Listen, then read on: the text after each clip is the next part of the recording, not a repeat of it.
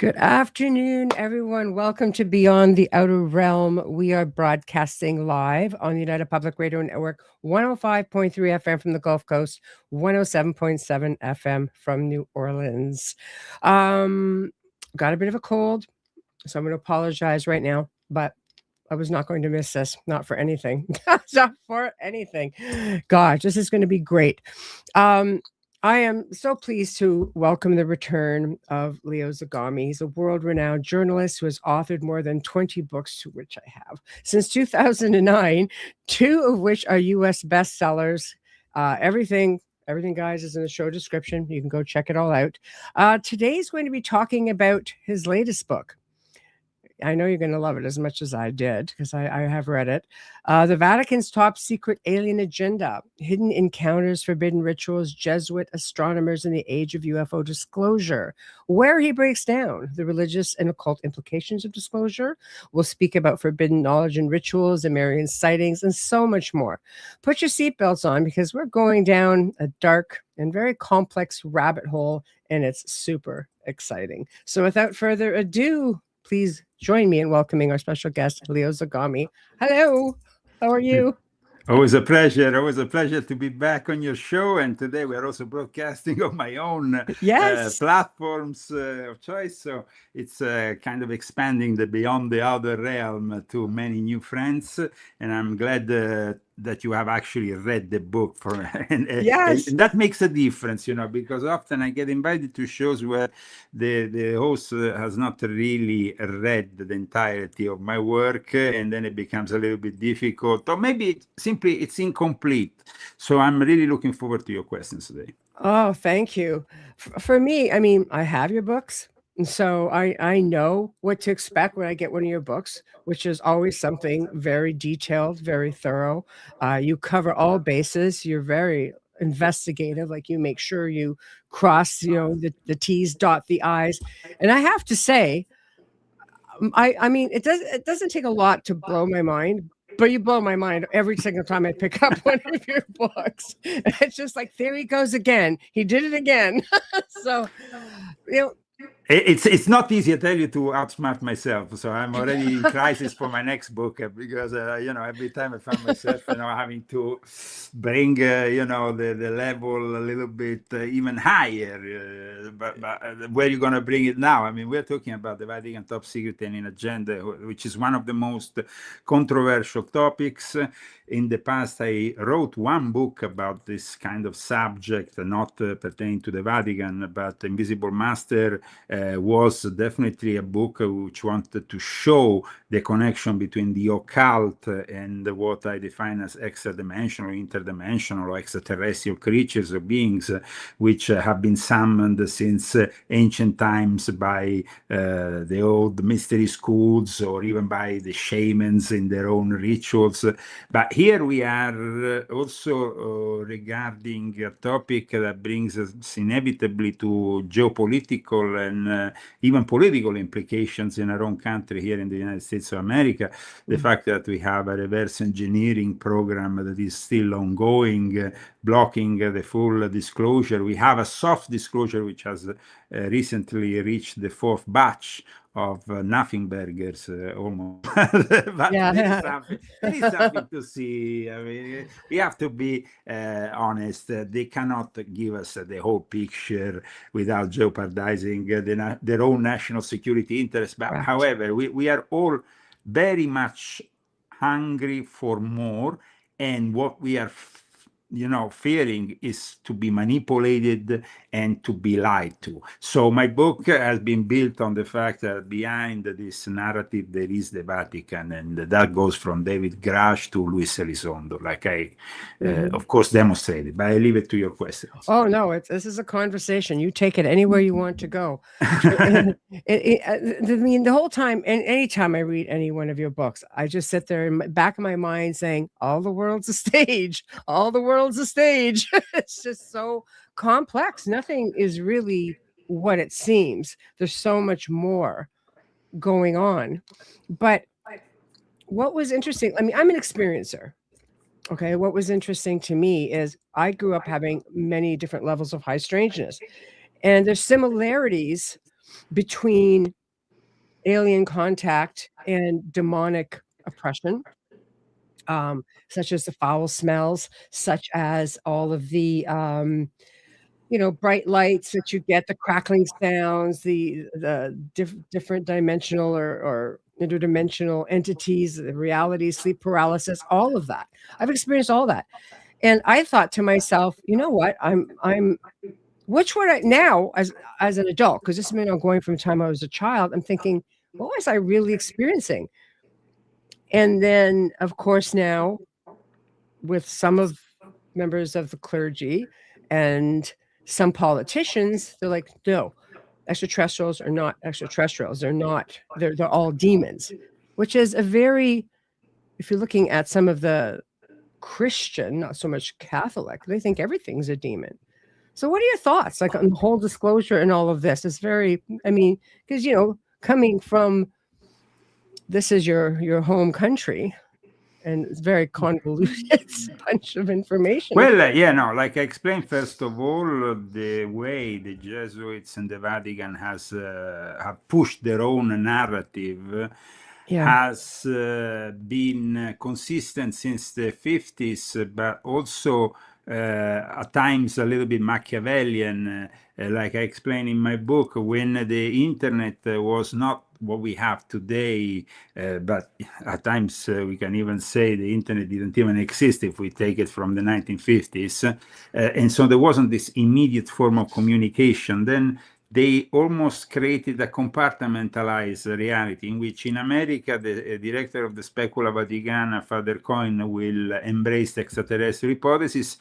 Going back to Italy, he will state that they don't discuss it and that it wasn't part of what the church was interested to discuss, which was contradicting his own sayings. But at the time, you could do that. You could get away with saying different things in different countries. Nowadays, of course, there is this immediate communication and that we are on a world stage at all times, so that is impossible. But it made it relatively, it made it easy for certain people to lie and to have duplicity, let's say, and incoherence.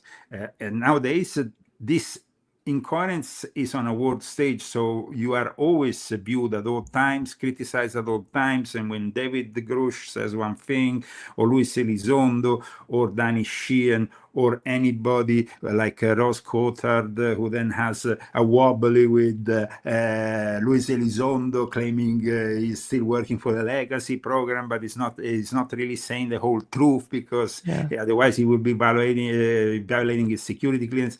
We know that what we have since the 1990s is a more structured gatekeeping truth that is being unveiled on the world in a very careful and orchestrated way. It's not simply the grassroots movement of the past where an experiencer like you or somebody who had an encounter of the second or third or even first kind will simply go and talk about his experience with the local newspaper. And at that point, yes, he might have the man in black knocking at his door, because if the experiencer was deemed dangerous for them and for their interest. But today things are different. Because we have the military intelligence who is directly involved in the disclosure, and it's kind of obvious with people like David Grush.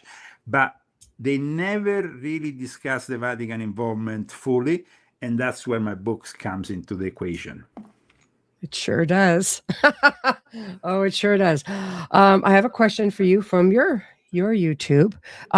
This is Indica 2658. Hello and welcome. What future do you see, Leo? Will humanity wake up? All hope now sounds. Hopium should one HV child once know this. I see dire future. I would say that the idea is that we are giving more opium, like, the famous phrase that religion can be an opium for the people. I guess that, I think, what we are implicitly claiming here.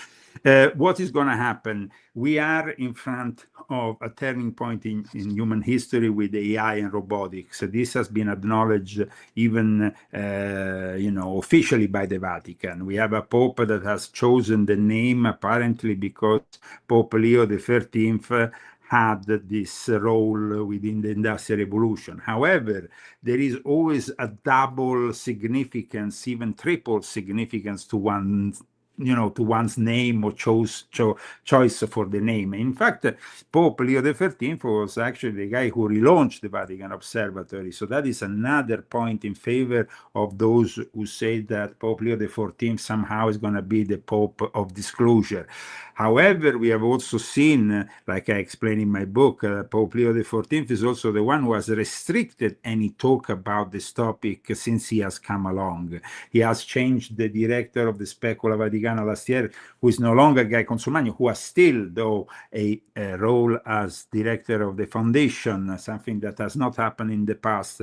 Usually the former director is not given a relevant position, but in this case, we still have a former director who is still very relevant, Guy Consolmagno, and then the new director who is Di Sosa, this young Indian astronomical expert, who was formed, by the way, by the Hindenburg Institute, who leads that astronomical collaboration, which is also found in Mount Graham, because the Jesuits officially have their headquarters near Rome, where they moved after the pollution within Rome, the light pollution that can't make the for an observatory is essential to not have any light pollution. So eventually they ended up in Castel Gandolfo, which is on the outskirts of Rome, in a very particular area, though, which I explain also in my book, is a very particular area since ancient times.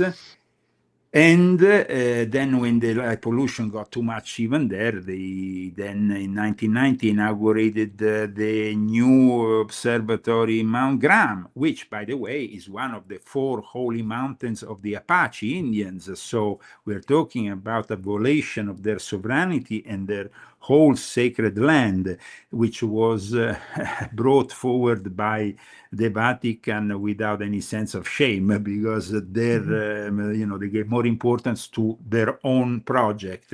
And that is an interesting element here. There apparently is never really discussed public, you can't find it on any Google search or anything, a Stargate project that goes along with the Jesuits in Mount Graham. It was actually cited by Alfredo Lissoni in his own book on the Vatican archives, and then it was actually almost cited en passé, let's say, by Guy Consolmagno in the 1990s in an article he wrote. Of course, when you say Stargate, immediately will connect to the remote viewing programs, and so they didn't really want this connection, and so they kind of left it on the side. But Stargate is also the name of a famous sci-fi franchise and a movie that, of course, showed in a more, let's say, materialistic way the implications of the remote viewers.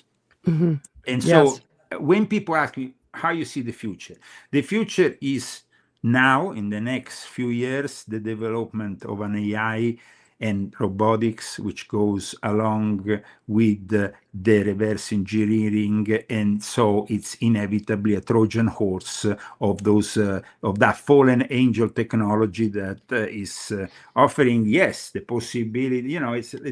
It's almost like they know that the AI and robotics are the technology of Satan, but somehow they want to depict part of it as helping humanity, and that's why the Pope recently has published an encyclica, which I talk about in the Vatican Top Secret Alien Agenda, which is an encyclica dedicated to the AI endorsed by Anthropic, which they portray as being the good side of AI. But there is no good side of AI. there is simply AI and robotics, and then the way you develop it is going to inevitably go and help your own military industrial complex, because I don't see the military-industrial complex accepting what Anthropic has said, claimed to do in the February, when they kind of, criticized the government and said you shouldn't use RAI for military, operations, which is what they did with Venezuela instead. Anthropic was used there. Yes.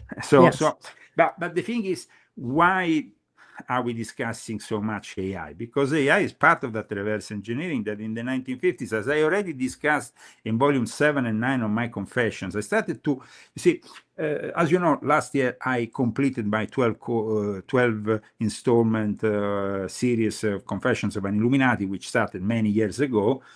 So in 12 volumes, I kind of depicted this whole new world order and the various secret society, think tanks. I mean, I gave the topology of what is how it's really happening.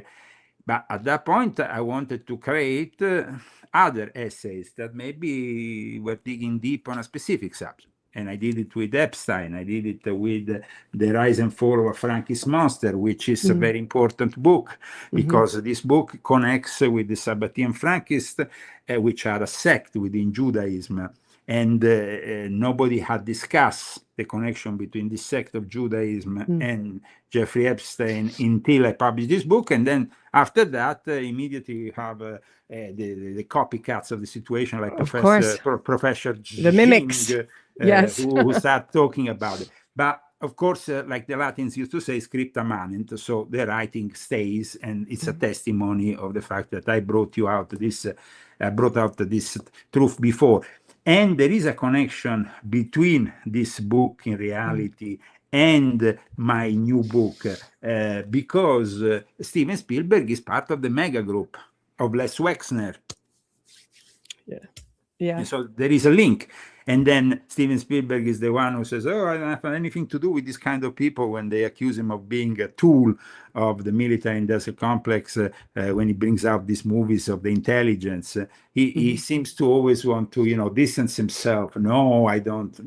How can you not be a tool when you were like recruited? A push-pull. He was recruited to simply do what he's doing since after Jaws. He was recruited by the Naval Intelligence and then the CIA, and then he ended up working with people like Jacques Vallée. He ended up working with people like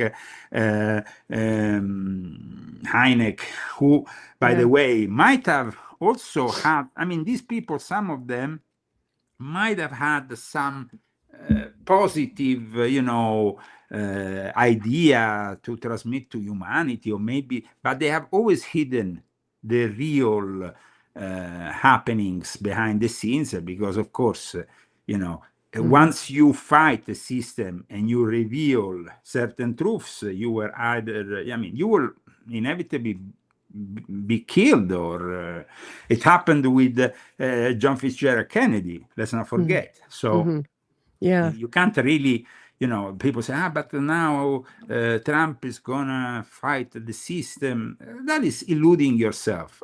Trump has demonstrated in his second presidency what it means to bow down to the system.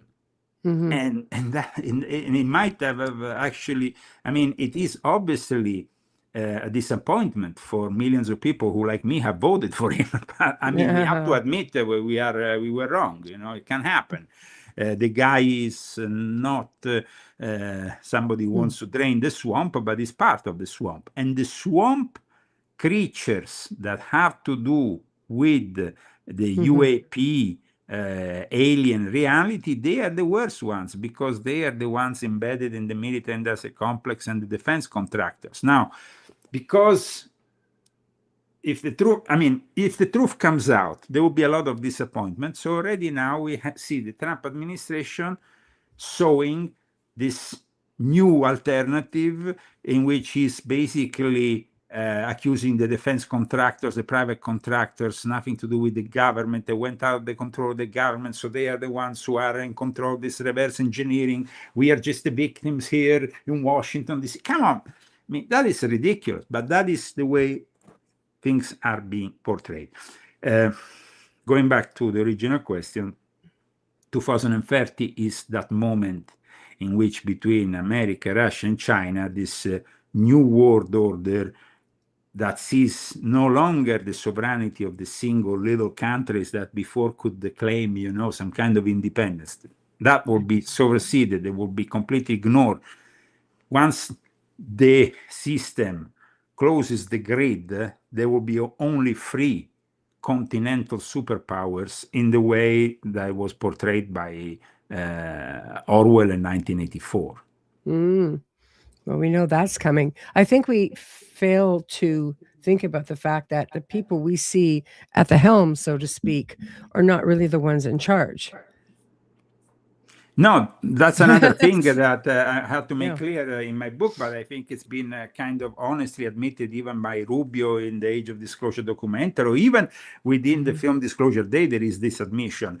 The politicians are puppets that are placed there for a limited period of time who have not the kind of security clearance of the real players. When I talk about the real players, I'm talking about people like Hal Puthoff, for example, who is a Catholic, who was involved with Scientology up until the 7th level, which is one of the highest, and then gave birth to the remote viewing shenanigans that eventually would develop and give birth to the Stargate project after all the various gondola wish and whatnot. And then, of course, the collaboration with the Gateway Process Initiative of the Monroe Institute, which became also important for their contact with non-human intelligence.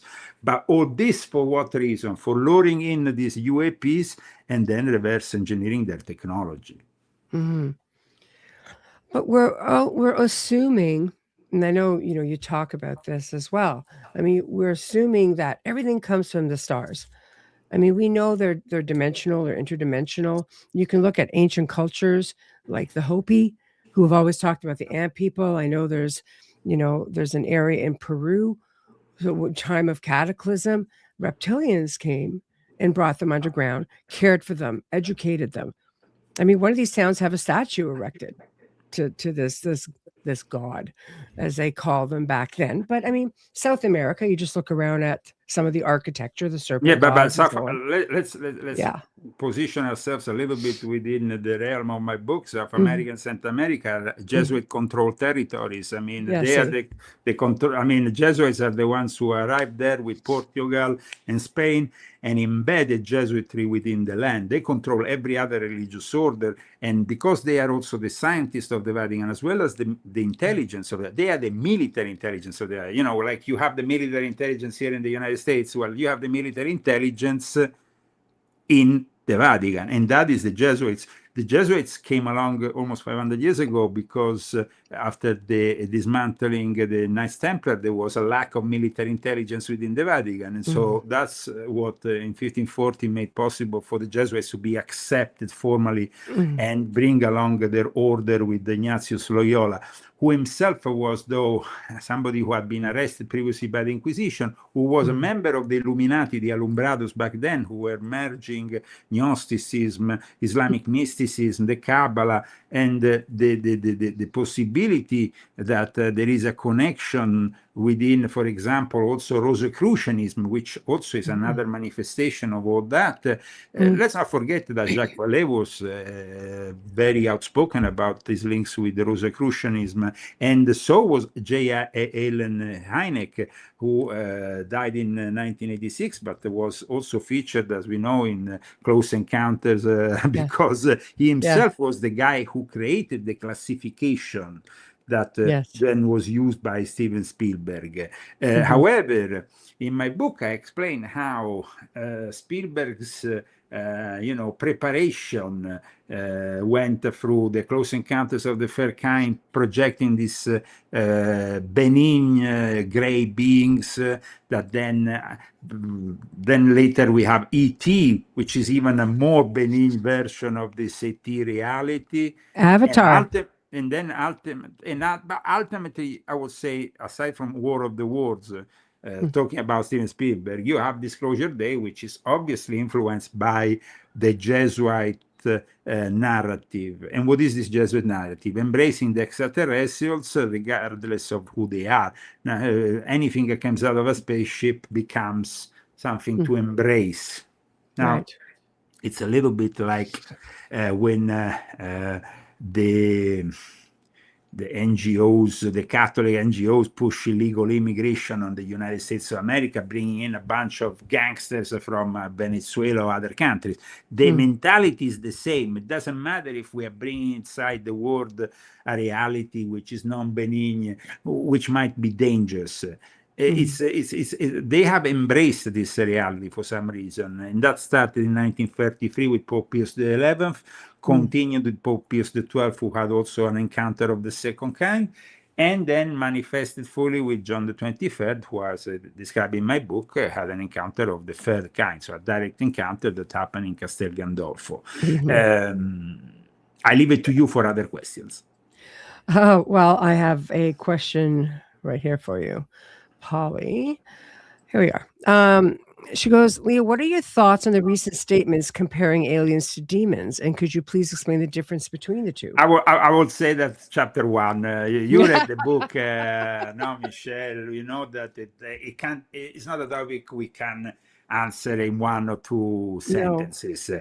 It's a complex topic because it touches on the theology of the Catholics who are preconciliar, who are traditional, for example, who are Lefebvrean or sedevacantist, like Mel Gibson, who is just about to release a movie which will probably have elements even from the book of Enoch, from what some say, which is a book that is not canonically accepted.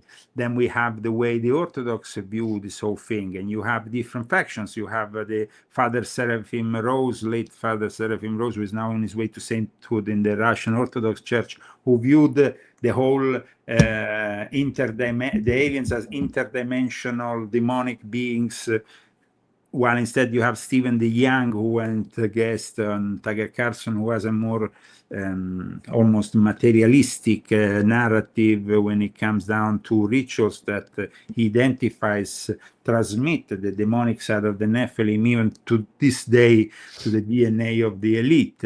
And then you have the evangelics who have different takes, but mainly cast out a demonic outlook on the whole thing, which is not accepted though by the post-conciliar Catholics, the ones that are pushed by the Jesuits, the one who have kicked out Monsignor Rossetti at the end of May because he was simply stating at the beginning of June, this whole thing came, made the rounds in the national news because this guy for 19 years was an exorcist. Before that, he was actually an intelligence operative before becoming a priest, and suddenly he was kicked out from practicing exorcism in the archdiocese of Washington, D.C., because he simply stated that aliens were demons. Now, I'm not, though, stating that all aliens are necessarily demons, because then angels themselves, not the fallen ones, of course, can be seen as an extraterrestrial reality and of a benign nature, of course.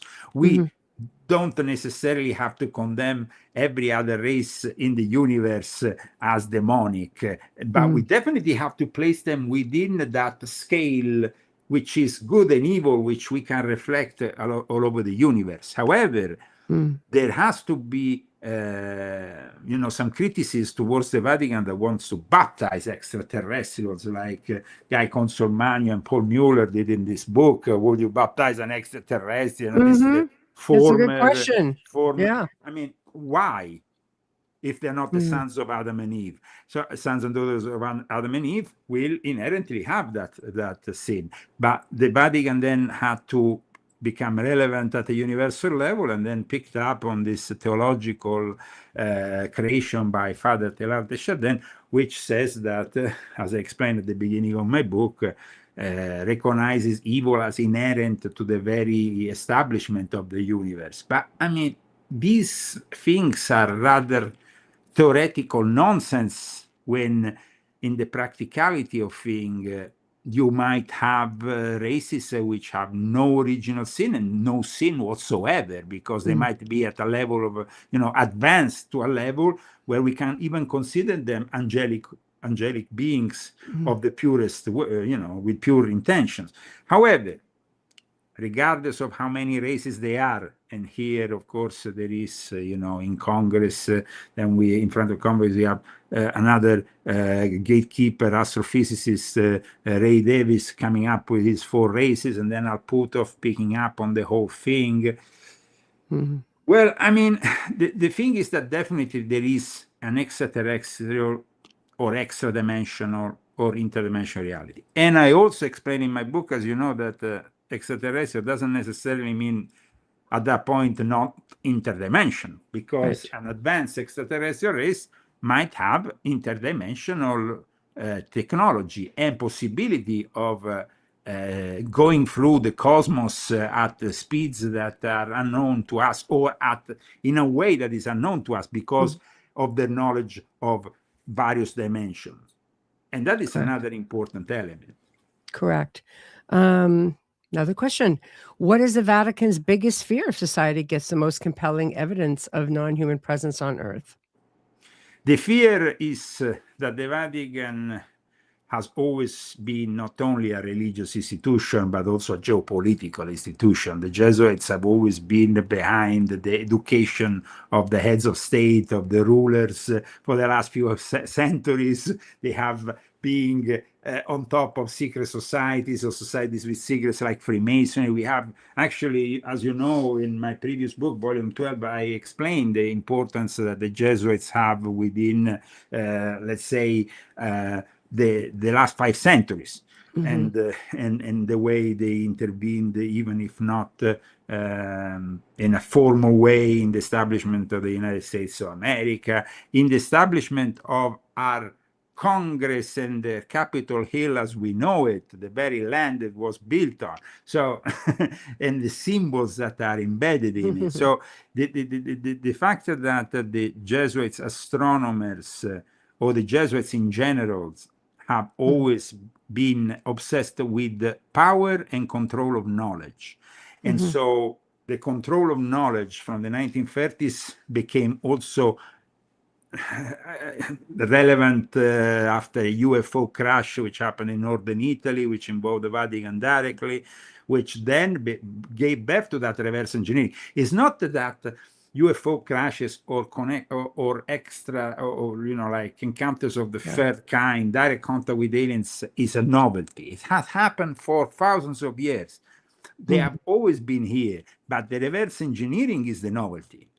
If I gave this, if I gave a spaceship to somebody in ancient Rome or in ancient China, or they might not really be able to do anything with it, because the level back then, there was too much distance.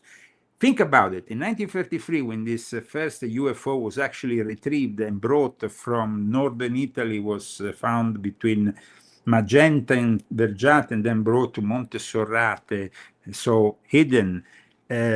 Immediately in 1941, the ANERBE and the SS wanted to intervene to study it and to reverse engineering. But the reverse engineering was already started with Guglielmo Marconi. However, Guglielmo Marconi, when he came out with this death ray, which was a first kind of device, they managed to somehow reverse engineer from this first UFO that made it possible to stop with the push of a button, a plane, a tank, a train. Well, the Pope had to intervene and ask Guglielmo Marconi to not pass on this technology to Adolf Hitler and Mussolini, because it would have changed the course of the war. So there is definitely also consequences that are geopolitical. We're not talking about the religion or the theology of it all. That is more of an excuse that comes after, like how we're going to present this to our folk. We need to stay relevant. We need to baptize the etc. It becomes like almost a propaganda stunt, really. Then the real interest is in covering also the reverse engineering, which they have inevitably supported, because like I explained in my book, then you have, first we have, of course, what happened in 1933, but then we have also what happened in New Mexico. And it's not only Roswell. That happened 14 years later. is Yes. also Trinity. The Trinity accident that also happened. It's not a coincidence that the Trinity accident, which happened in a remote place of New Mexico, San Antonio, nothing to do with San Antonio, Texas, but San Antonio is a small town of 100 people in New Mexico, where they had a UFO crash, this Trinity UFO crash, which in fact nowadays this Trinity UFO crash has become important and suddenly relevant for Jacques Vallée, who has co-written a book with an Italian author about it. So here we have not only Roswell, but also Trinity. And where did the Trinity UFO crash happen? This is very important. Trinity UFO crash, Roswell crash, happened on a Lee line. Now, the Trinity UFO case, this crash that happened apparently in August 1945, which I don't discuss in my book necessarily because it didn't yet involve fully the Vatican. The Vatican got involved from the 1947 Roswell crash directly by sending the future Cardinal McIntyre there on the spot. But this happened at the time because it was where they did the first atomic experiment. It was literally, it was all about the development of the Manhattan Project. It wasn't, that is really the most important element here. The moment in which they start reverse engineering, but they also start the Manhattan Project. And the Manhattan Project is totally connected with the very birth of the Department of Energy, which is like part of this legacy program with the CIA, the Air Force Intelligence, and the defense contractors. So in my book, I show, for example, the involvement of this figure called Edward Teller, one of the main figures of the of the Manhattan Project, next to Victoria Alexander, abductee, wife of John B. Alexander, guy connected with the remote viewing Stargate project and all that. There's always a connection with the remote viewing programs after, and we noticed that the remote viewing became essential for the for America, for Russia, for China, because it's a way to lure in these UAPs. You talk about rituals and the occult and the connection, the importance of the connection to all of this. Yes. So how does this it's almost like, I had made, of course, in the Invisible Master, my prior book, which I published now in, it was what, 2018, 2019. So, I mean, a few years back. I mean, it's been a book that, but it's not a dated book. It's a book that focuses mostly on the secret societies and the link to this. While instead, here I'm focusing on the Vatican. However, the Vatican itself used grimoires to evoke these beings in the past, and of course, one of these grimoires was ascribed to a pope, which I then talk about in this book. Yes. Yeah. So this goes back like a really, really long time. I mean, a couple of thousand years that, you mentioned that they were doing this. And what's interesting is you even talk about, a specific pope gentleman who had channeled, and he was having encounters, he knew about Nibiru, talking about, an encounter with the Anunnaki and looking into the Nephilim. Like he really, this is something that right now the church condemns. Like poor Galileo, don't be looking at the stars. That's it, But now, I mean, if you actually ask a Jesuit today about the condemnation of Galileo, he will tell you, no, we were not condemning him. We were actually supporting him. We supported all of this change and stuff. How is it possible? You were arresting him. You were sending on the stake Giordano Bruno, but now it's all okay. It's like, they are very Machiavellian in the way they position themselves. They propose these truths in a way that is very measured and always under their controlling hand of the superior Jesuit general, who is like I explained in volume 12 of my confessions, the head, the guy who lies there where we always envision the all-seeing eye. Yeah. It's not the eye in the sky I'm talking about Yeah. here, of course. I'm talking not about that in the sky, but the eye here on earth that claims to be the representative of God on earth almost is the Jesuit general, who himself then has a possibility that is not given to any other Catholic order, because his involvement with the intelligence, with the astronomical sector, the fact that they work also with the counterintelligence, not only the intelligence in the Vatican. This was testimonied by the writings of Robert Graham, who was a famous counterintelligence operative within the Vatican in the Soviet times. It's like their interest is in the Jesuits. You have various levels.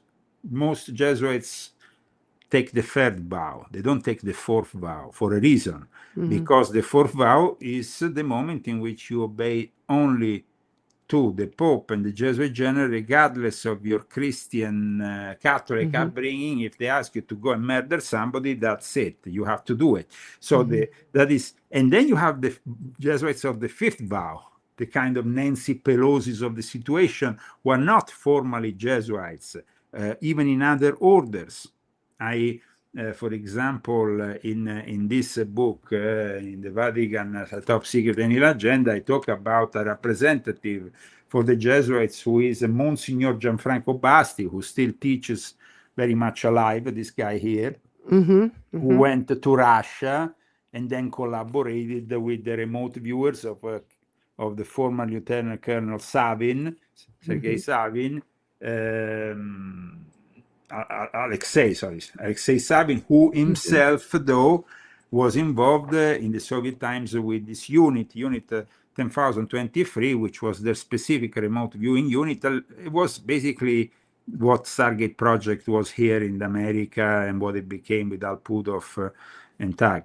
So then we have also another similar program in China, out of all places. And in China, we see that the guy who developed the space program was the same guy who develops the remote viewing program. But that really gives you an idea of the importance of the remote viewing program. Yeah, no kidding. Annette. Hi, Annette. Leo, what would you say about the San Gallen Mafia? San Gallen Mafia, you have a whole chapter. Go on volume 12 of my confession. It's, of course, a chapter dedicated to a group of great importance which influenced the church, based in Switzerland, connected to Freemasonry, to the OTO. There is a lot to learn from volume 12 on the influence of the Jesuits also in the St. Gallen Mafia, which eventually led to the election of Pope Francis. Interesting. You had made a statement here, well, going back, into the grimoires and everything else, that if a pope, or not, why don't I see saying pope? If a priest can perform exorcism, can he not also invoke and invite? So in saying that, you have the Jesuits who are very much, yes, we are going to be pro. They are also the exorcist of the church often. In fact, the protagonist of the film, The Exorcist, was actually a Jesuit, and it was based on Pierre Teilhard de Chardin, which is, by the way, the theologian I talk about in the introduction, who then gave birth to this new theology that embraces the extraterrestrials. So that is a kind of an interesting connection there. And then you have the influence that Pierre Teilhard de Chardin had on the birth of the internet, which, by the way, was then developed by people like Jacques Vallée. And that's also not a case. The development goes along. I mean, Jacques Vallée is people think, this guy, great, ufologic studies, all his life dedicated to ufology. The guy makes millions with startups in Silicon Valley. And you think anybody can go and become a billionaire in Silicon Valley with startups? Those startups are the product of reverse engineering. So I have to say, in reading your book, when it came to Jacques Vallée, all I'm going to say is I did not see that coming. I know Wow. that it would be very difficult for people to, but for example, I could even, go further with Jacques Vallée. I could have probably wrote 1,000 pages more. There is, for example, his first book, Passport to Magonia, that was heavily inspired by this guy who became his mentor, Haïm Michel. I don't know if you ever heard of this French science writer who, in the words of Jacques Vallée, wrote several brilliant books and articles. He was his mentor in this whole thing. He, though, had devised at the beginning a idea that these sightings appeared on a straight line, which could also implicate some kind of ley line activity in a way. However, he is a major source of the work and is not often cited by Jacques Vallée, sometimes, but this guy published a book called Flying Sources and the Straight Line Mystery, which was heavily cited in Jacques Vallée's book Passport to Magonia, which then becomes also the book that influences the birth of the Blessed Virgin Mary connection with UFO apparitions, because then he launches this hypothesis, which will be eventually picked up by Roberto Pinotti, who, by the way, collaborated with my book with the Centro Ufologico Nazionale, CON in Italy, and Corrado Malang. In 1990, they made this book about the Blessed Virgin Mary and all the various links between Fatima and all the various other Blessed Virgin Mary apparitions that somehow, even outside of Catholicism in 1968, we have, in fact, cited also in my book by Roberto Pinotti, an important event that took place in Egypt that was witnessed by thousands of people for a prolonged period of time, this apparition of the Virgin Mary on top of a church. But there is a lot more when it comes down to the messages that this Blessed Virgin Mary often gives, and that are always on an apocalyptic tone. Yeah, when you talk about the Marian apparitions, that's something that a lot of researchers who look into it, there's the phenomena, and there's a lot of people that are leaning towards the demon theory, to the point where they question any of these Marian apparitions, which is sad in a way. But there's so many. I mean, even the church itself, they're there to try to debunk it or validate it.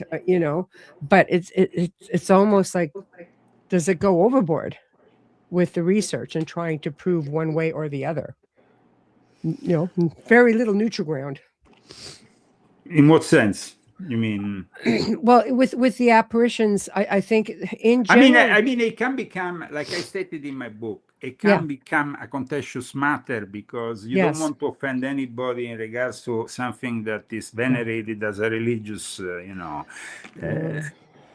So, I mean, there is, though, this increased interest also by people like Professor Pasulka, who wrote American Cosmic, who is, by the way, the new product of Jacques Vallée, because she herself acknowledges Jacques Vallée as her mentor in American Cosmic.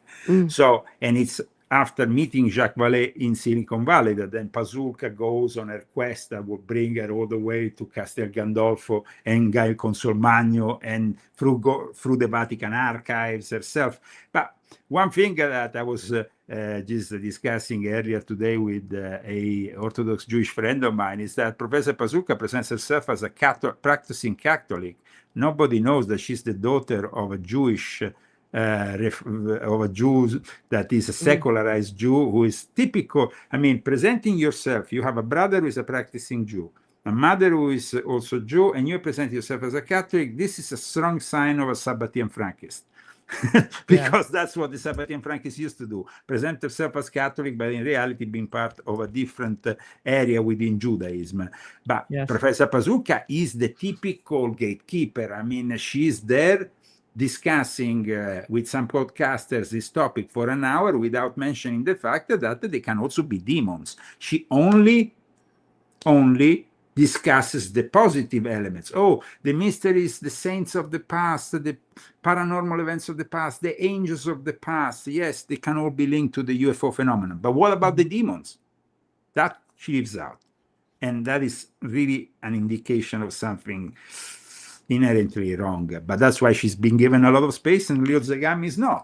I mean, Leo Zagami has to survive with those courageous podcasters like you and some other who have the courage of having me on, but it's very few people. Trust me, I'm not never going to end up on Ross Coulthard or Jesse Michaels or Joe Rogan. That's for sure. Well, I think because you go against the narrative, Yeah. and you don't necessarily, that's not good for business. But I mean, with that being said, there's a belief that, within the world of the elite, so to speak, that there is a movement, like they are wanting to bring forth demons and such, and that's a whole other show. But no, but I mean, it is evident that if you are yeah. behind the buildup of the data centers, of the AI, of Yeah, robotics, Mhm. you are destroying humanity as we know it, because we are made in the image of God, and you are launching transhumanism, and in 10, 15 years from now, we will start have the merger of these two elements inevitably. Well, then it's obvious that these gifts, like Bazooka calls them, and the scientists close to Bazooka call them, including Jacques Vallée, they are not gifts at all. They are Trojan horses, but they don't want to acknowledge that. I mean, Jacques Vallée, who was a friend of Anton LaVey, who was in a bunch of satanic masses in the 1970s. That's what I did not see coming. Yes, please keep going. It's true. It's true. And when you look at this stuff, it's people don't want to say that even Charles Manson had a UFO encounter, but Charles Manson had a UFO encounter, and he had it with the people of the Solar Lodge of the Ordo Templi Orientis, which is even an added an added element that is quite disturbing. What was it? Well, wasn't he like MK? Besides that, he was associated with MK Ultra, but the problem that nobody wants to acknowledge is his link with the Ordo Templi Orientis and with the Solar Lodge. In fact, in the early 70s, when there was a book that came out, they immediately stopped this book, and eventually the OTO, which then formally came together with the Grand Lodge, and in the second part of the 1970s formalized their relaunch, let's say, because they were this OTO. For those who don't know, the Ordo Templi Orientis came out of a Sabbatean Frankist context within Vienna and within Germany in the early 1900s. And then Aleister Crowley was invited in it, and then he took over in the 1920s. In Germany, he was elected as worldwide head after the mysterious death of the leader, which was Theodor Heuss, who had preceded him. And at that point, the Ordo Templi Orientis becomes this para-pseudo-Masonic institution which recruits heavily within Freemasonry, but it's not only Freemasons, and is built on the beliefs of Aleister Crowley, who then took over the organization and placed his belief in the system by even rewriting the degree system based on his book of the law, which was revealed by this non-human intelligence in 1904. Let's not forget that then this non-human intelligence will be depicted by him as some kind of gray later on in a figure called the Lamb, which I discussed. Yeah, he drew a picture of it. Yeah, that's pretty much a gray. Yes. And we know that then he was connected with Jack Parsons, who was the Jet Propulsion Laboratory, the early birth of what then later became NASA. And apparently Jack Parsons then was connected with the guy, the father of the Chinese space program, who then was also the father of the space remote viewing program. So they are all connected. There is not one of these figures who is not connected. It's crazy, but that's how it is. No, it's true. It's just like a web of deceit, as I say. What you mentioned also in the book, which to me was very fascinating. I apologize for my voice, guys. I'm just fighting a cold, thanks to a certain special little person in my life. It's a little petri dish. Anyway, I'm the result of that right now. You talk about the Ark of Gabriel, and that gets, that gets a little bit convoluted as well. Like with the information, it just grew and grew and grew. With the Russians and coming into Saudi Arabia, and then ending up in Antarctica. Yes, and obviously, when I state this information, I always give the sources, to when they are not, when I can't reference them with, let's say that necessary number of sources that then gives me the possibility of saying this information is 100% accurate. However, Roberto Pinotti picked up on it and he told me to look into it. I looked into it. I found some confirmation of this whole story, which involves, like you said, this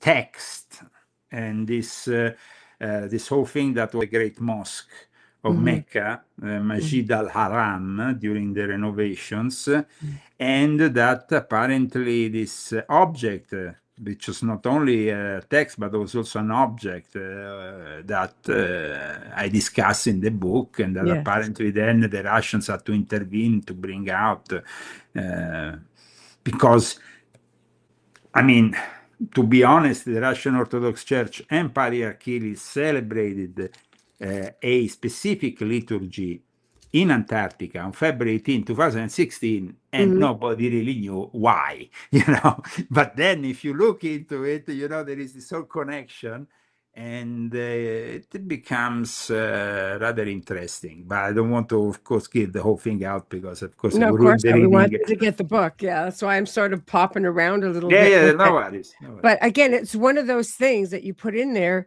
and I just sat there. I had to read it again, going, wow, it's another wow moment in one of Leo's books. So again, I highly recommend it, guys.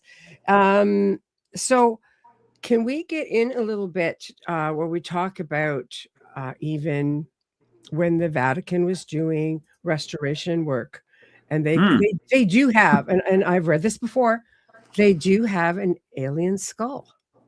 Undoubtedly, when you look at it, you know it.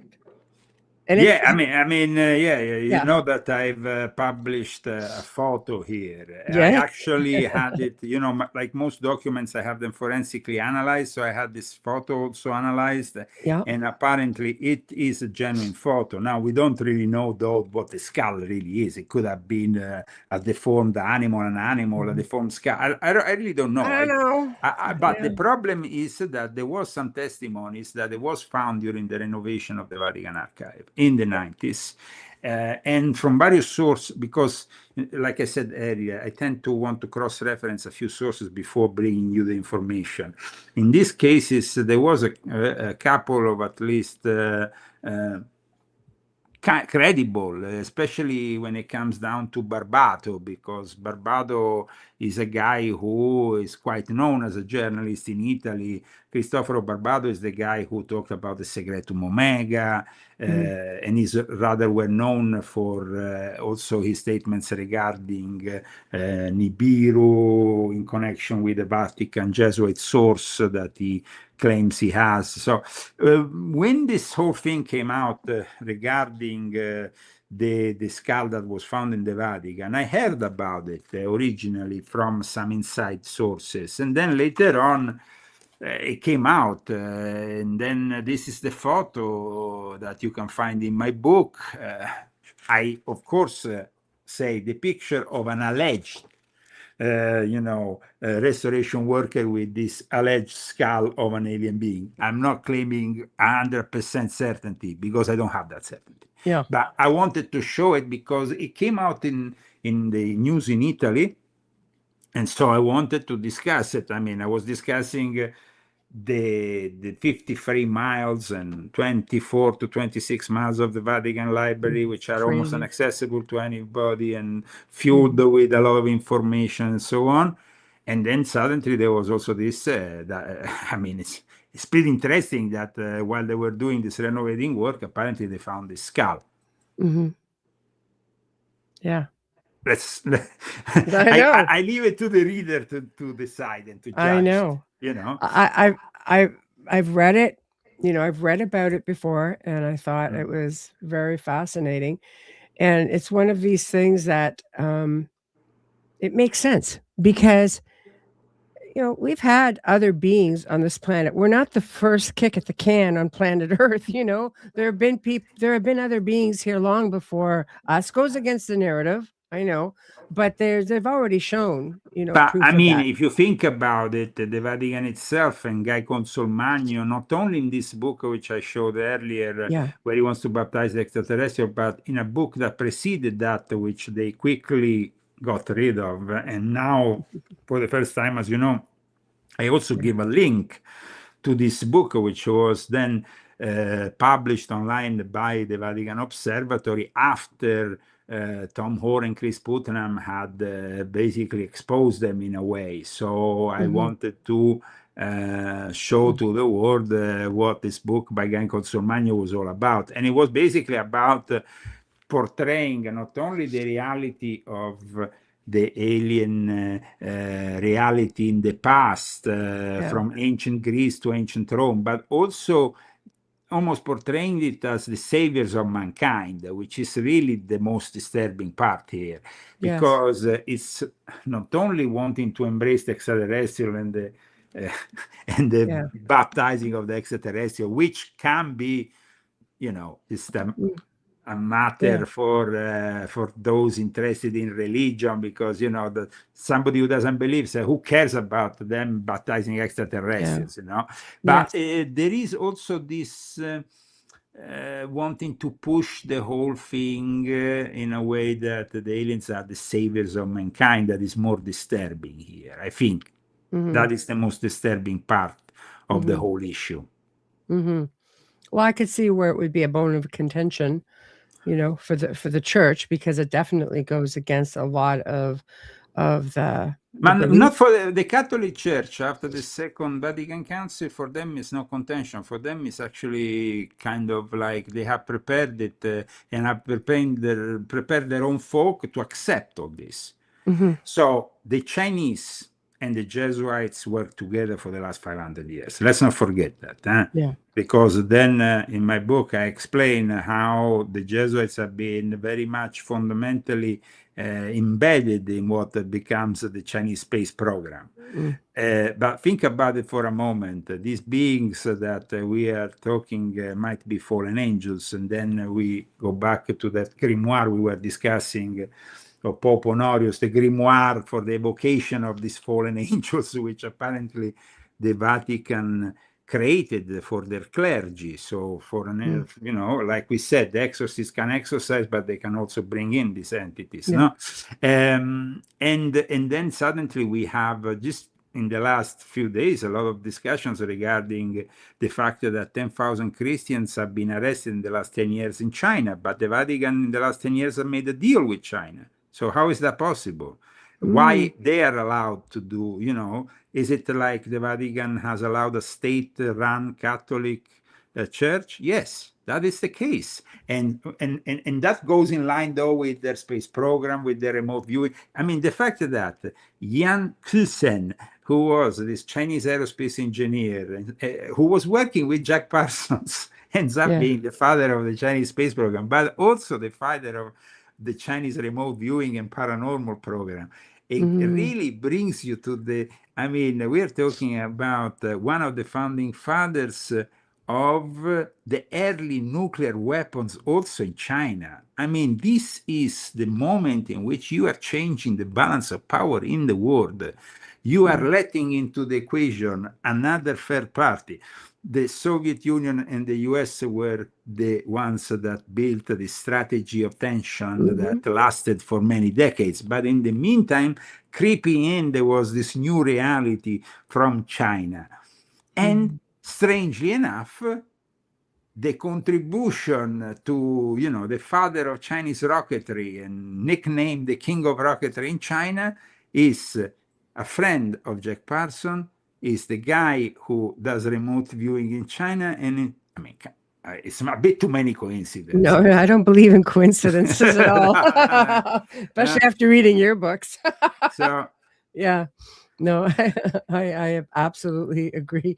So, I mean, when you factor in all of this, I mean, I love that, okay, yes, we're preparing the flock. We have other beings here. they've always been here. I mean, what interests me is you see it in a lot of old paintings and in Christian depictions and such. You'll see a craft. What was it? Was it the crucifixion or the baptism of Jesus, where there was a craft in the sky? The birth of Jesus with the Holy Mary becomes rather well known. There is an image, I think, in Florence that portrays this sighting that seems pretty evident. But there is many. If we go into my book, I say there is many religious artists. I mean, art that is religiously inspired, which is filled with elements that could be either, abductions or apparitions that in reality are encounters of the second kind, of third kind, or even third kind. So, I mean, there is definitely an element that is always been embedded in the image of in these images of Christianity, because Christianity has, especially with the Catholic Church, you have this saint, this saints, this beati, I don't know if you call them in English. Before they become saints, they are beati. But that is, let's say, also a very important element in our story, because in order to become a saint in the Catholic Church, you have to go through a very rigorous examination. And that rigorous examination means examining those paranormal elements that inevitably, if you view them with a modern eye, will then become very much linked with the modern UFO phenomenon. So it's like the Beatus or the saints. And that's interesting, in fact, because when Professor Diana Walsh-Pasluka, who was given this unprecedented opportunity to go into the Vatican archives, like I explain in my book, she does it because she is studying for the cause of saints and beati. So the veneration of saints and the cult of the martyrs has been a hallmark of the Catholic Church, but based on some paranormal events that need to be studied and asserted by the Church before giving their imprimatur and saying this guy is a saint. Or this, but actually there is even a phase in which you have before you have the servo di Dio. There is various stages before becoming a saint. One is servant of God. Then you are a worshipful. I'm not talking about worship of master of Freemasonry, but worshipful. And then you have a beatus, and then eventually fourth stage is the saint.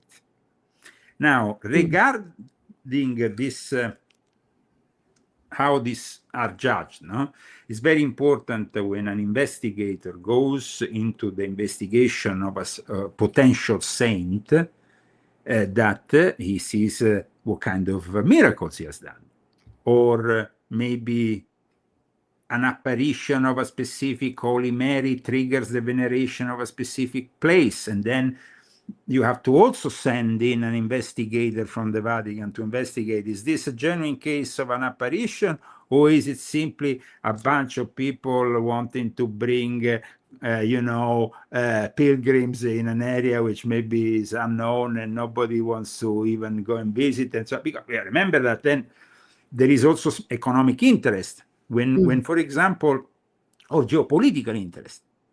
Medjugorje, for example. Medjugorje happened in a moment in time in which, there was a lot of interest, let's say, in the possibility of bringing an element of peace in an area which was torn by civil war, or torn by, let's say, a growing conflict that will then exacerbate and become that conflict in the former Yugoslavia, which we all know. But the Holy Mary of the Medjugorje apparition has not always been viewed by even the Church as being necessarily genuine, because since 2024, like I explained in my book, now the Vatican has changed a little bit their view on how to judge the Blessed Virgin Mary apparitions and other things. because they have understood that you can't not stop the believers from going into a potential pilgrimage site. So they said, okay, we will not give you the final imprimatur, as they say in the Vatican, the confirmation that this is a genuine thing, but you can still go there and venerate if that makes you happy. And, you know, so the apparition started in 1981, for example, with Medjugorje. And as I explained in my book, then one of the major investigators was actually a guy involved with the paranormal, because he gave birth to the faculty of paranormology. I'm talking about Father Resch, who died earlier this year. Father Resch from the Redemptorists. Yep. This guy here. Yes. Yes. Who, by the way, established also a faculty, an Institute of Paranormal Studies in Innsbruck, in Austria. So we're talking about a guy, a really high-level expert of this matter. But the thing that most people don't know is that he even admitted to have been preparing the clergy on encountering extraterrestrials. So, I mean... Yeah. So he's the go-to guy. But think about it. He was also the one who went to investigate Medjugorje. So the church wanted somebody like him to investigate, and then you have to investigate, you know, the genuinity of the apparitions and everything. So going back to the Vatican archives, which when I say archives, are both the Apostolic Library and, of course, what used to be called the Vatican Secret Archive, now it's called the Vatican Archive, is fueled with these testimonies, because the Vatican needs them to evaluate things, evaluate a potential beato, saint, a place that has to become a holy sanctuary of sorts for this Marian apparition. So, I mean, the Vatican is fueled with the paranormal, because it's on the contrary of, you know,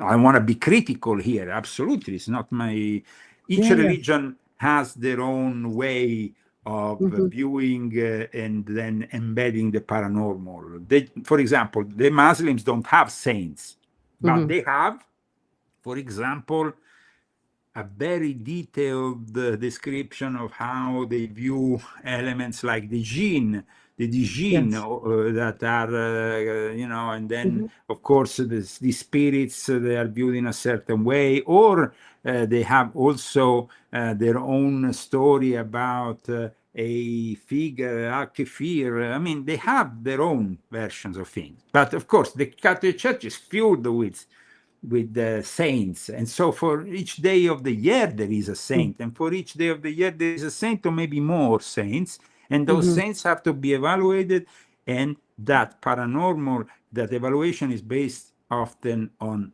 paranormal things, events, miracles, whatever. Yes. I think everything is connected. It's just like what I was speaking about when we opened the show, you know, having all of these similarities between an alien abduction, let's say, and being under demonic oppression. No, somebody on the chat is saying the Vatican hasn't approved Garambandal, for example. I mean, that is, you know, they didn't want to approve. And I tell you why they don't approve. And now let me be clear. The Vatican is not always honest in their own evaluation. And one of the major red lights when it comes to the dishonesty is when the message is given. And when a message is given that doesn't please the Vatican, they tend to not accept it. Now, with Fatima, it became so, you know, it was such a big, viewed by thousands of people. You had the last surviving member, Sor Lucia, who herself was the custodian of the third secret. And the Vatican was pushed in the end to give this secret in the year 2000. But when the Vatican, not Sor Lucia, gave the secret officially, most people consider it an edited and censored version of the real secret, because the real secret apparently talks about the decline of the Vatican, the way that it will be destroyed, this and that and all the other. And every time there is an apocalyptic message that criticizes the Vatican tends to dismiss those apparitions. With Fatima, they couldn't. So in the end, they came with this contorted, edited version of the First Secret of Fatima, which doesn't really... Yeah.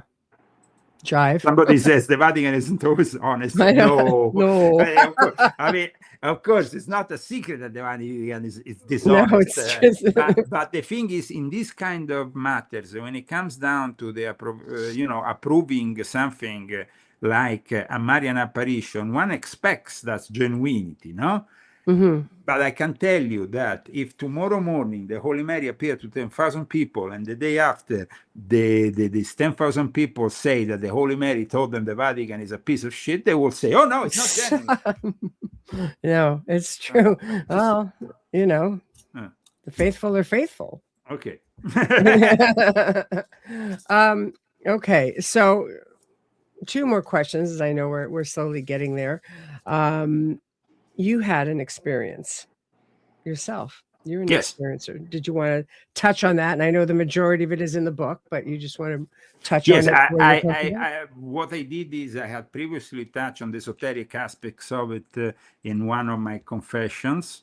And so I thought for a period of time, let me finish my confession series. Let me, not get this experience in the way of my work, because at times when you have this kind of experience, it tends to become the most important and relevant element of your life's work, and that is not my intention here, because for me, my life's work has been made out of many things. And however, in the end, I had to acknowledge the importance of it and the relevance of it in this specific book, because it was classified by the Italian military intelligence at the time, SISMI. It was an experience that definitely changed my life. Not for the worst, I must say. Most of it was a positive change, but it was an important element in what became later on also my quest for the truth, and then my divulgement of the truth. So I think that when people are gonna read this side of my experience, direct experience, which is an experience of the third kind with a blue orb connected to a specific group, and how it actually then got validated by a series of circumstances, well, they can make their mind up. But I left it at the end of the book, like I said, almost as a side note, because I know that there is people who make their whole, the whole life story about one single event that happened in their life. And it was an important event. I'm not negating it wasn't. But it is important to say one thing about it, that it's probably the only time that an encounter like this happened in Campo dei Fiori, out of all places, which is not any kind of place, because it's the place where Giordano Bruno was brought on the stake. Giordano Bruno, who himself declared the multiplicity of words, of the potential existence of alien beings. And so it's really important also where this whole event took place. And it's also important the fact that the way that this encounter happened wasn't because I was an ufologist or in search of UFOs. That wasn't my intention. I was doing something completely different. That you were there and it happened. No, I mean, I was into the occult. That was my own. I tell you one thing though. Like I explained in Invisible Master, I explained a few things about also how I was brought up and how I suddenly discovered certain things about the occult at a very early stage in my life. I mean, obviously, I came from a family in which my father was dealing with these things. He was working with MK Ultra in his head before I was even born. Then he detached from psychiatry, seeing how I was manipulated, and he detached from what he thought was a criminal way of using the science, and then he went into search of the paranormal. He started working with a guy called Pietro Cimatti. Pietro Cimatti in Italy was a rather well-known figure because he was known not only as somebody who was writing and was also so he was working on TV, on radio, so he was a rather known figure, let's say. And then at the end of the 70s, he contacted my father and he said, let's start this TV show at midnight in a TV called Teleroma 56, which at the time was one of the most popular TV stations in Rome. And they made this program on the paranormal, which lasted for a period of time.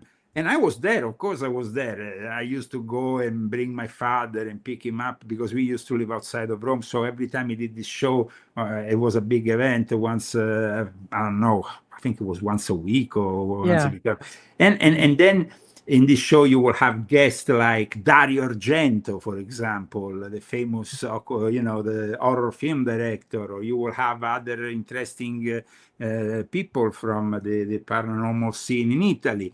And then, of course, the background of my family, my grandmother from my English side was working with Brian Geisen and William Burroughs. My grandmother on my father's side was studying Kabbalah and the occult because her family was a typical aristocratic family that was very much immersed in that kind of things, especially because it was connected to Count Cagliostro, who is another figure of importance. I don't even probably mention this thing in this book. I'm not even sure I mentioned the fact. I mean, he's a relative, okay, but he's one of the most influential figures because he was the last victim of the Inquisition, and he was very influential in Freemasonry because he established the Egyptian rites of Freemasonry, and the Egyptian rite himself, first, before the Egyptian rites of Memphis and Mizraim, the Egyptian rite that he founded, that he says was inspired by his own encounter of the fair kind with Enoch and Elijah. And that became the basis for a lot of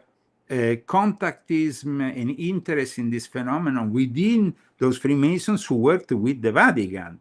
And as you know, I even show pictures with Zaccaria Sitchin and P2 member Gianmario Feramonti, and I discussed the collaboration that was established between the Vatican and Zaccaria Sitchin through the P2 Lodge of Freemasonry. So I think that it was rather important for me to be able to have these links with these various esoteric and Masonic realities since I was a child. I mean, think about it. There is a group called the Cerchio Firenze 77. And this Cerchio Firenze 77 is maybe not very well known outside of Italy.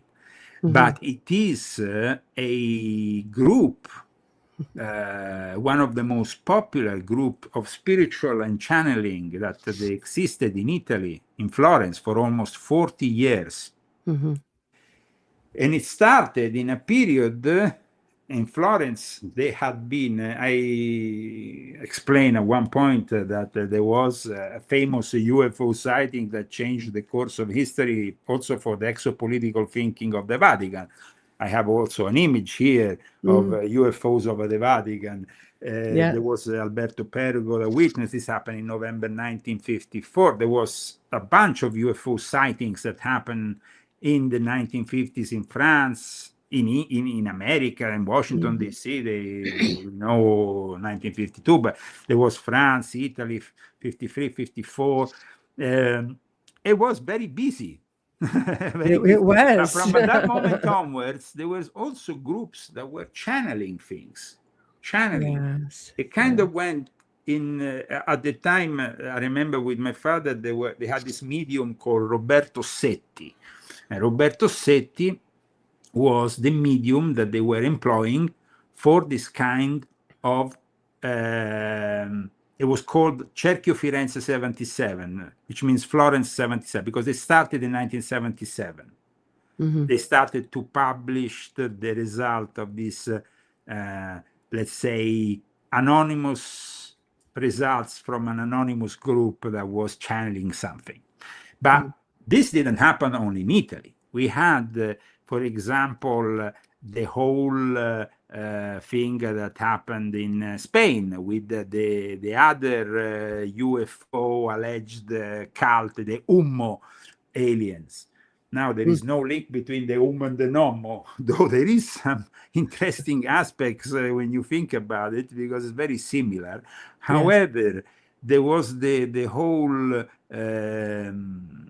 thing that went on with the Ummo, and that was rather fascinating in Spain, which led to some very interesting, because then they created like a sort of cult. The problem here, which I tend to see, is that the Vatican now is very much absorbed in wanting to maintain, the control of the situation. So just a couple of months, a month and a half ago, when they were launching Disclosure Day, they interviewed Guy Consolmagno. Guy Consolmagno, which we said up until last year was the director of the Specula Vaticana, then now is the director of the foundation. And he was very much saying, these UFOs are leading to a new religion. The new religion, the new religion, the new religion. And the new religion is their fixation now. It's almost like they're afraid that somebody is going to have a religious experience through this UFO that might then somehow create problems for their own Catholic faith. And this already happened, though, because I showed that, for example, there was this guy, Giorgio Bongiovanni, linked also to this whole Blessed Virgin Mary apparitions, who also here claim, I had him in a here you see he had a cross in his, but he had actually, here was in a Masonic conference with Princess Kaoru under.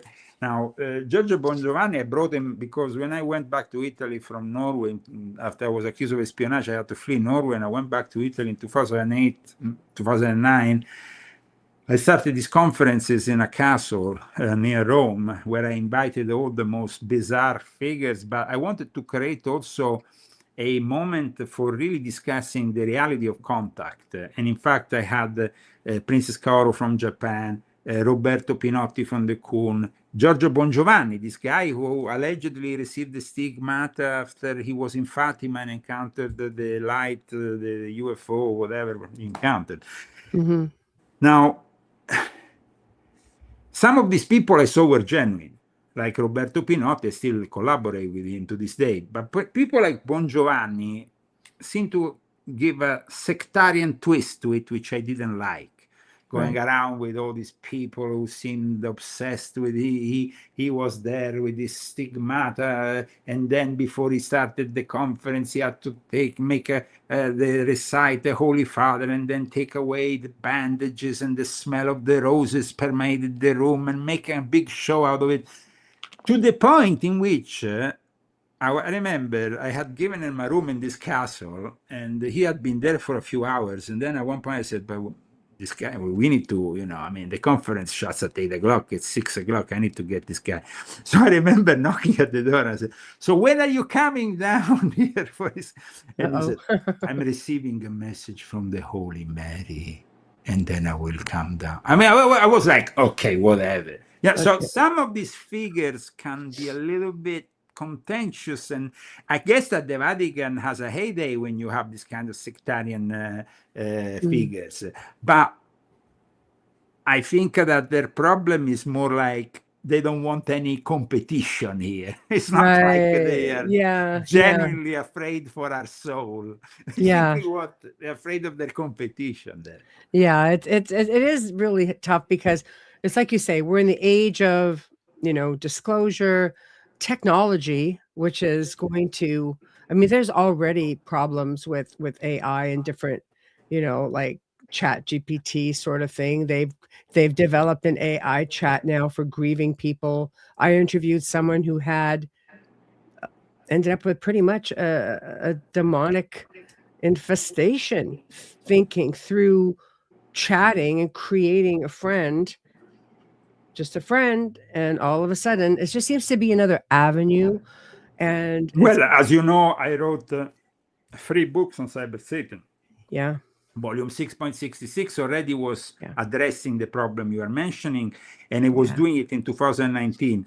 When the pandemic came along, I was the first one to denounce on leozagami.com with a couple of articles the dangers that, locking people, especially children and young people with a computer in their home will have, especially giving the possibility to cyber Satan to extend their domain. So what you're saying is actually very much in line with what I've been thinking for a long time. But it's interesting that the Vatican has not acknowledged only this year in their annual meeting of the International Organization of Exorcists that was established thanks to Gabriele Amort. They have acknowledged finally this problem. When the pandemic started, because they were in line with Pfizer and all the science monsters that, science is a religion, believe, and even the Pope showing himself on his own in St. Peter's Square was completely outrageous. But at that point, they said, there is less cases of possession now with the pandemic. And I said, what liars. And then after a couple of years, they come up and say, there has been an increase of possession in the pandemic. Well, yes, you were lying then. So this is the way they are, And I'm glad you guested me today on your show. And I want people to purchase this book that is available on both paperback and hardcover. And I tell you, this book, 450 pages, it's a book that needs to be read from A to Z to have a complete understanding. Today, we can say we only scratched the surface of this book. Oh my God. I was going to say, we barely touched on the depth of which you cover everything. I do have an Amazon link and your website in the show description. I've got the Amazon description of the book in the show description along with your bio. So everything is there at your disposal to go in and see it. And I thank you so much for joining me. I apologize for No. I think it was an excellent interview. I think we went through some elements of the book which I hadn't previously discussed, which is always a great opportunity, when you have somebody who has actually read the book. In regards to my own encounter at the end, I think that people need to really go through it because it was an important experience. But like I said, leave it at the end. Don't be like, I have some friends who got the book and after 2 minutes, I want to go to the end and read the book. No, guys, it's a build-up. It's a build-up. It's a build-up, right? Exactly. You get this if you read all of this.